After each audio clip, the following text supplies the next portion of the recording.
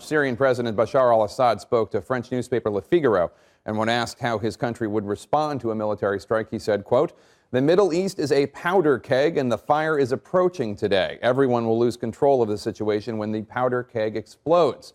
Chaos and extremism will spread. The risk of a regional war exists."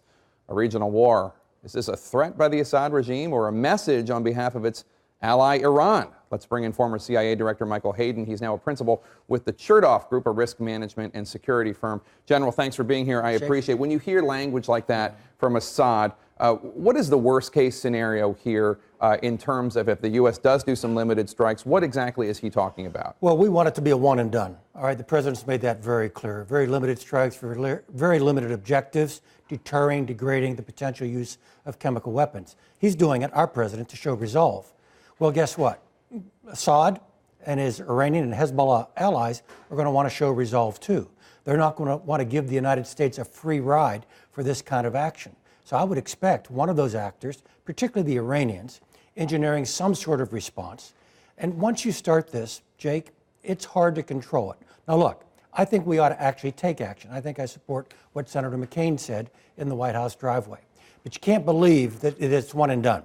Once you start using heat, blast, and fragmentation to actually text messages to another leader, things can get out of control. And what do you anticipate that Iran would do in response? You think Iran would send a nuclear missile? No, they don't have the capability yet. Do you think that they would fire some sort of missile?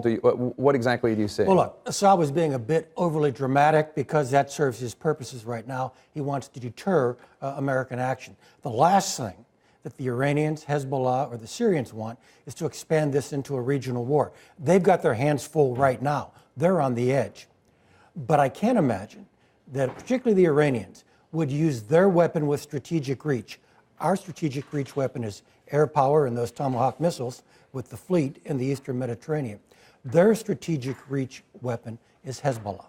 And they could then use Hezbollah to attack Americans, American interests in the region, and perhaps as far as North America. A White House official told Playbook that they're pushing this message to members of Congress. Quote, "Anyone who is concerned about Iran and its efforts in the region should support this action." And you also heard Lindsey Graham make that same argument. This is not just about Syria, right. It's about Iran. If Syria gets away with using chemical weapons, who knows what Iran will do? Obviously, Syria and Iran allied. Is that a good argument as a former CIA and NSA official? Is that a good argument to make to people on Capitol Hill? I think that's a very good argument to make. Unfortunately, the argument has been a bit eroded. I mean, we're talking about red lines. As I said before, the key here is to display American resolve. When the American president says something, we mean it and we will back it up.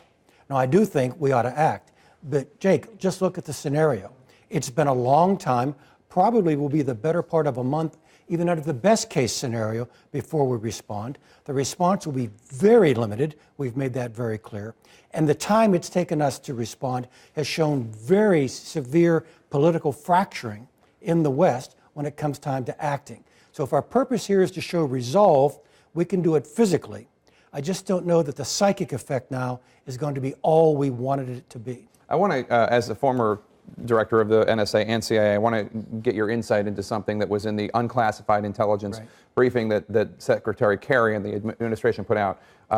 Quote, "We have intelligence that leads us to assess that Syrian chemical weapons personnel, including personnel assessed to be associated with the SSRC, were preparing chemical munitions prior to the attack. In the 3 days prior to the attack, we collected streams of human signals and geospatial intelligence that reveal regime activities that we assess were associated with preparations for a chemical weapons attack. Our intelligence sources in the Damascus area did not detect any indications in the days prior to the attack that opposition affiliates were planning to use chemical weapons." I think a lot of people might read that and think, so we knew that there was a chemical weapons attack coming and we didn't do anything? Is that wrong for people to think? Yeah, a little bit, but let me try to explain the circumstances here. We always operate under a responsibility to warn. We're very cognizant of that. When we see imminent attack, an attack is likely, we do have both moral and legal responsibilities.